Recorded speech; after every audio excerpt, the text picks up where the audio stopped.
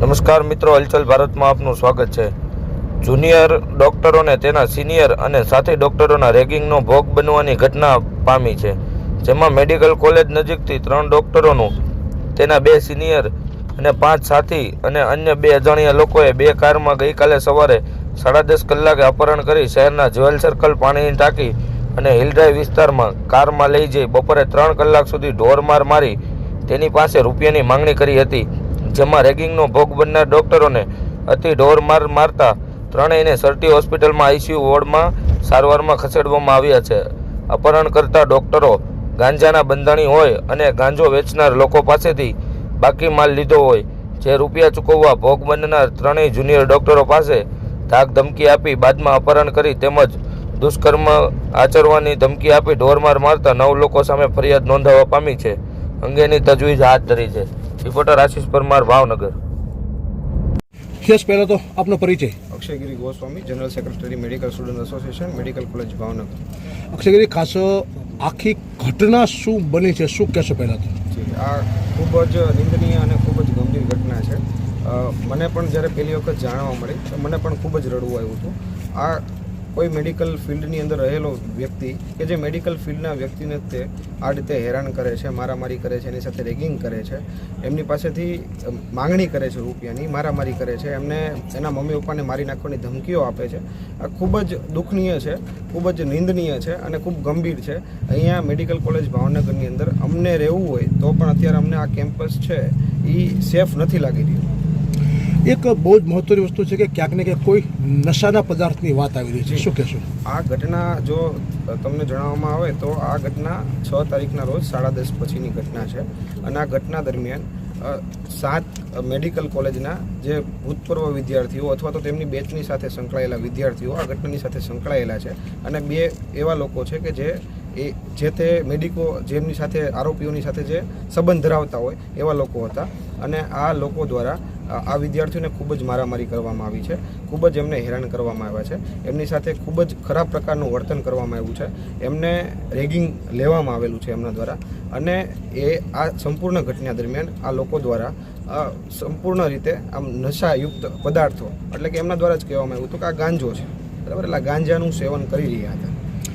ડૉક્ટરો જે છે એ ગાંજાનું સેવન કરી રહ્યા છે, અન્ય ડૉક્ટરો જે કે જુનિયર ડૉક્ટરો છે એની પાસેથી પૈસા જે છે એ માગી રહ્યા છે, એવી ઘટના છે કે શું છે? નહીં, એ બાબત ખોટી છે। તો આ ઘટના બનવા પાછળનું કારણ શું છે? ઘટના બનવા પાછળનું કારણ ખાલી ફક્ત ને ફક્ત એક સોશિયલ મીડિયાની પોસ્ટ છે જે વિવાદાસ્પદ બનાવવામાં આવેલી છે સામેના વ્યક્તિઓ દ્વારા। બાકી કોઈ પણ પ્રકારની વિવાદાસ્પદ પોસ્ટ મારા ધ્યાનમાં નથી આવેલી। આની અંદર મારામારી સિવાય કોઈ દુષ્કર્મ કે એવી કોઈ ઘટના કોઈ? અને એ તદ્દન ખોટી બાબત છે। દુષ્કર્મ કરવામાં નથી આવેલું અથવા તો સૃષ્ટિ વિરુદ્ધનું કૃત્ય પણ કરવામાં નથી આવેલું, પણ સૃષ્ટિ વિરુદ્ધના કૃત્ય કરવા માટેની ધમકીઓ આપવામાં આવેલી છે કે જો તમે કોઈ પણ બાબતે આગળ જતાં અમારા સામે ફરિયાદ કરશો અથવા તો અમને કોઈ પણ દ્વારા કેવરાવશો તો તમારો શું હાલ થશે એ તમને પણ નહીં ધ્યાનમાં આવે। હાલ ડૉક્ટર જે છે એની સ્થિતિ કેવી છે, કેવી ઈજાઓ થઈ છે, દાખલા કરવામાં શું કહેશો? એ ખૂબ જ માનસિક રીતે કોઈ પણ વ્યક્તિ, હવે મારી સાથે થયું હોય તો હું પણ માનસિક રીતે ભાંગી જ જવાનો છું, એ લોકો ખૂબ જ માનસિક રીતે ભાંગી ગયેલા છે। એમનો જ્યારે પહેલી વખત સંપર્ક થયો ત્યારથી પણ માનસિક રીતે ભાંગી ગયેલા છે। એમને આ જે પ્રયત્ન કર્યો ફરિયાદ માટેનો એ જ એક ખૂબ જ અમારી માટે એક એમ કહેવાય કે અમારા ભાઈઓ છે એમની ઉપર એટલો બધો થયું છતાં પણ એ બીજા આવનારા લોકો માટે બચાવવા માટે આ એક પ્રયત્ન કરી રહ્યા છે। એની અંદર જો આવનારા સમયની અંદર ન્યાય મળે તો એ ખૂબ જ સારી વાત છે। બાકી એમને જે ઈજાઓ થઈ છે એ માનસિક, શારીરિક બધા પ્રકારની ઈજા થયેલી છે। જે ડૉક્ટરને હાલ માર મારવામાં આવ્યો છે, કેટલા લોકો જે છે એના દ્વારા માર મારવા, કેટલા લોકો છે સાહેબ? 9 લોકો આની અંદર અંદાજે હતા। આમાં પોલીસ ફરિયાદ કાર્યવાહી શું કરવામાં આવી છે? અત્યારે હાલની અંદર પોલીસની તજવીજ ત્યાં ચાલુ છે। પોલીસ દ્વારા ફરિયાદની બાબતે જે પણ તજવીજ લેવાની હોય એ ચાલુ છે। તમારા મેડિકલ ક્ષેત્રની અંદર તમારા ડીન કે એ કોઈને આ બાબતની જાણ કરી છે કે કેમ, શું પગલાં લીધા છે? આ બાબતે આજરોજ મેડિકલ કોલેજ ભાવનગર ખાતે એન્ટી રેગિંગની કમિટીને માહિતી અને તેમને ફરિયાદ પણ કરવામાં આવેલી છે. એમના દ્વારા પણ આવનારા સમયની અંદર તપાસ હાથમાં ધરવામાં આવશે. અને ખાસ બાબત એ છે કે આ સમગ્ર ગુજરાતની અંદર પ્રથમ વખત મેડિકલ ફિલ્ડની અંદર થયેલો અથવા તો કોઈ પણ ફિલ્ડની અંદર થયેલો રેગિંગની ઘટના છે, અપહરણની ઘટના છે કે મારામારીની ઘટના છે કે સૃષ્ટિ વિરુદ્ધ કૃત્ય કરવાની ધમકીઓ આપવાની કૃત્યની ઘટના છે કે જેની અંદર એક ડૉક્ટર કે જે આવનારા સમયની અંદર એક સમાજને ઉપયોગી બનવાનો છે અને તેના દ્વારા જ આવી ઘટનાઓ કરવામાં આવે છે. તો એ ખૂબ જ નિંદનીય છે, ખૂબ જ દુઃખનીય છે અને ખૂબ જ ગંભીર ઘટના છે. આવનારા સમયની અંદર ડૉક્ટર પર કોણ વિશ્વાસ કરશે એ આ ઘટના ઉપરથી ખૂબ જ દુઃખ લાગી રહ્યું છે.